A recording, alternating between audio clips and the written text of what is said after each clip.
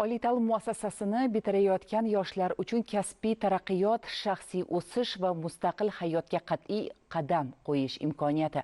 Samarqand shahri mezbonlik qilgan Talaba Expo 2025 ko'rgazmasi bitiruvchilarni ish bilan ta'minlash, ularning biznes g'oyalarini qo'llab-quvvatlash, shuningdek yosh mutaxassislar bilan yirik ish beruvchilar o'rtasidagi samarali muloqot uchun muhim maydon vazifasini o'tadi.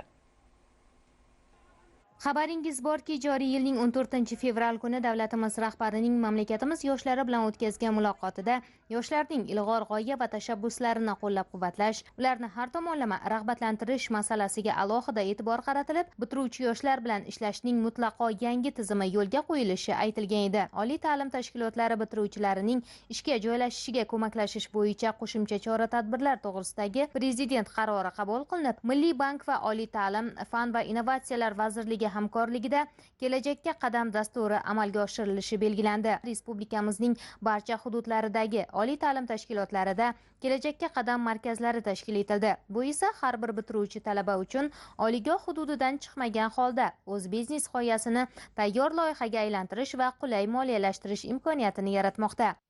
Samarqand iqtisodiyot va servis institutida bitiruvchi talabasiman. Kelajakka qadam loyihasi asosida, ya'ni o'zimni loyiham ishlab chiqqanman. Hozirgi kunda talab ortib borayotgan to'y va sahna bezaklari asosida shu loyihada qatnashmoqchiman va 30 million so'mlik kredit olmoqchiman. Ortiqcha hujjatlarsiz bemalol kredit berilyapti. Bu men uchun yaxshi imkoniyat. Samarqand shahridagi universitet xiyobonida tashkil qilingan Talaba Expo 2025 kasb ko'rgazmasida 300 ga yaqin yirik kompaniyalar, tijorat banklari va tadbirkorlar ishtirok etishmoqda. Ma'lumot o'rnida aytish kerakki, joriy yilda respublikamiz bo'yicha 230 mingdan ortiq yoshlarimiz oliy ta'lim muassasalari bitiruvchilari sanalib, ularning 23 mingdan ortig'i samarqandliklar hisoblanadi. Aynan Samarqand viloyatida mavjud 19 ta oliy ta'lim muassasalarida mehnat bozoriga 20 mingga yaqin oliy ma'lumotli mutaxassis tayyorlandi. O'tkazilayotgan ko'rgazma esa bitiruvchi yoshlarni o'ziga ma'qul bo'lgan ish o'rnini topishi uchun muhim imkoniyatdir. O'quv markaz ochish niyatidamiz. Hozir Talaba Expo 2025 o'sha ko'rgazmasida o'zimni o'sha o'quv markazini qo'shimcha, ya'ni jihozlar bilan ta'minlash maqsadida 10 million so'm miqdordagi kredit olish bo'yicha o'sha o'zim chiqishimni qildim. Qancha miqdordagi kreditlarni olish, ularning hammasi haqida bizga umumiy ma'lumot berildi. Hozircha o'zimdan tashqari yana 3 kishini band qilish ko'zda tutilyapti. Keyinchalik Xudo xohlasa kengaytirib, o'quvchilar sonini o'sha 500 ta 800 tani o'qita oladigan qilib, o'sha kattaroq qilib, unda yana ham ko'proq shu kishilarni ish bilan band qilib olsak bo'ladi.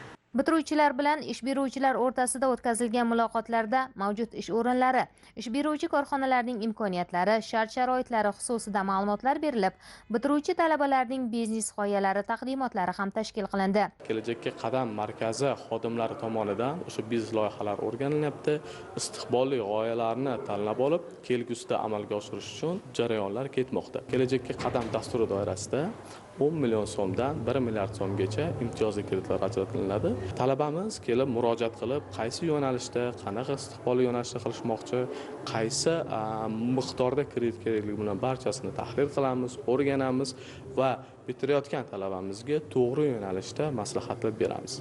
Yana bir muhim jihati shundaki, ko'rgazma davomida oliy ta'lim muassasalari taqdimotlari, bitiruvchilarga diplom topshirish tadbirlari, abituriyentlar uchun alohida burchaklar tashkil etilib, yoshlarni qiziqtirgan savollariga mutaxassislar tomonidan javoblar qaytarilmoqda. Chindan ham yoshlarimizning bugungi g'ayrat va shijoatga to'la qadami ertangi muvaffaqiyatlarning asosidir.